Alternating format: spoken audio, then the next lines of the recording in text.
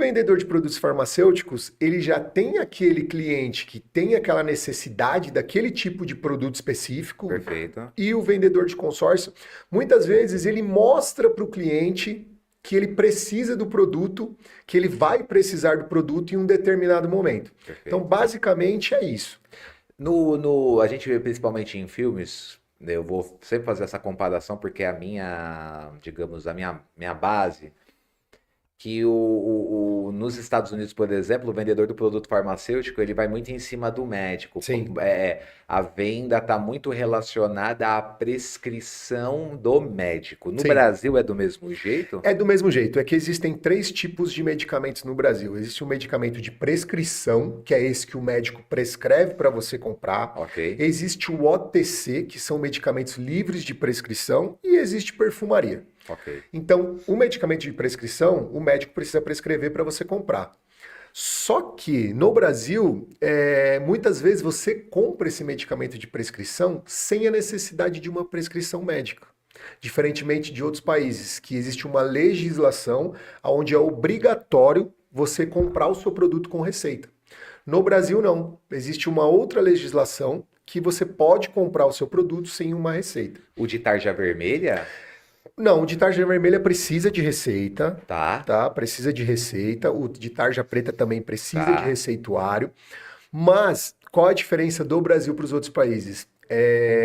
Existe uma legislação em que alguns medicamentos não precisam de prescrição médica, diferentemente de outros países, Que não é tarja vermelha. que não é tarja vermelha, são produtos liberados de prescrição. Por exemplo, a Fê tem enxaqueca, aí ela toma bastante enxaque. Tá. E de vez em... Aí o enxaque, quando eu vou lá na farmácia comprar, não é um produto da prateleira.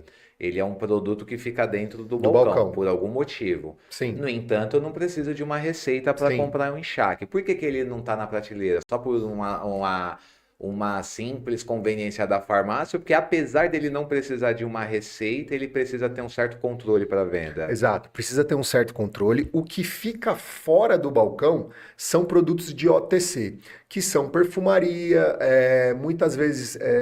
Um comprimido de um Doril, um Benegri. Exatamente. São vitaminas. Esses produtos ficam fora do balcão. Para dentro do balcão, são produtos que, teoricamente, precisa de uma prescrição médica. Então, um produto para enxaqueca, que assim, existe muito no nosso país e em outros países também, a automedicação.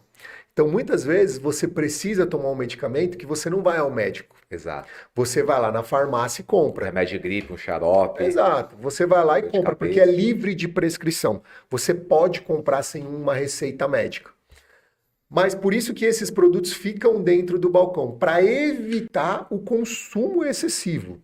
Porque senão fica uma coisa muito grande. As pessoas começam a comprar e às vezes sem necessidade. O médico prescreve, toda vez que ele prescreve, então as indústrias farmacêuticas têm acesso a um banco de dados que dá a quantidade de prescrições do médico daquele... Exato. Toda vez que você compra E comissionam os médicos? De certa forma? Na verdade, não existe um comissionamento para médico, existe um patrocínio de estudo. É isso. É isso, é um patrocínio de estudo, para você poder entrar mais a fundo sobre um determinado tema. Então, por exemplo, aquele médico é especialista em enxaqueca. Então vai ter um simpósio sobre enxaqueca com os principais profissionais do mercado. Uma indústria farmacêutica pode patrocinar esse médico para ele poder escutar essa palestra, para ele poder ouvir mais sobre aquele tipo de assunto. Então, E assim, isso, de certa forma, é manipulado para se tornar, de fato, uma comissão? Que é o que a não, gente vê, às vezes, nos filmes, assim.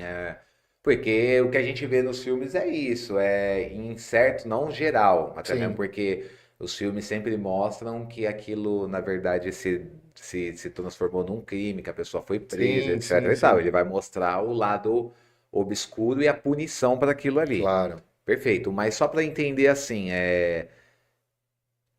se não tiver um certo cuidado, pode ser um fator de enriquecimento Pode. ilícito. Tudo tem que ter um certo cuidado, né? Exato.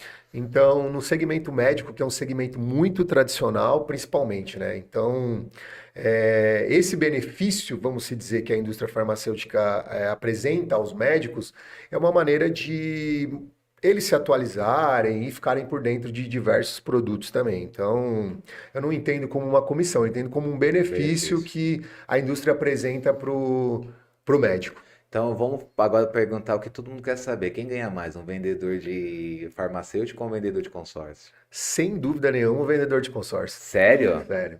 O vendedor de consórcio hoje, a gente costuma conversar lá em casa, que o vendedor de consórcio, ele ganha hoje quanto ele quiser ganhar, né? Exato. Então é um segmento hoje que os profissionais que realmente fazem uma venda qualificada, eles entendem a necessidade do cliente, eles fazem da maneira correta, têm super sucesso e ganham quanto querem ganhar. E assim, eu não vou nem falar quanto que a Sara ganha, porque ela ganha bem, hein? Mas o vendedor de consórcio, ele ganha muito mais que o vendedor de medicamento, não tenha dúvida. Hoje, um vendedor de consórcio, ele ganha mais do que um diretor numa indústria farmacêutica, por exemplo, para a gente ter parâmetros Então, quanto de que em ganho. média ganha um diretor de uma indústria farmacêutica, por exemplo? Ó, um diretor de uma indústria farmacêutica hoje nacional, porque existe a indústria nacional e a indústria americana, multinacional. Hoje, um diretor de uma indústria nacional ganha em torno de uns 45, 50 mil reais por mês. Exato. Hoje é o ganho de um diretor.